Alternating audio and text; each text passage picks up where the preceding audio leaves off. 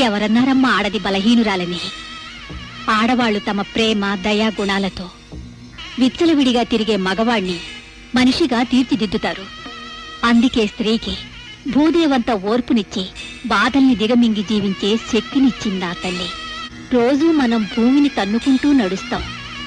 మనం తన్నామని అలుగుతుందా తల్లి?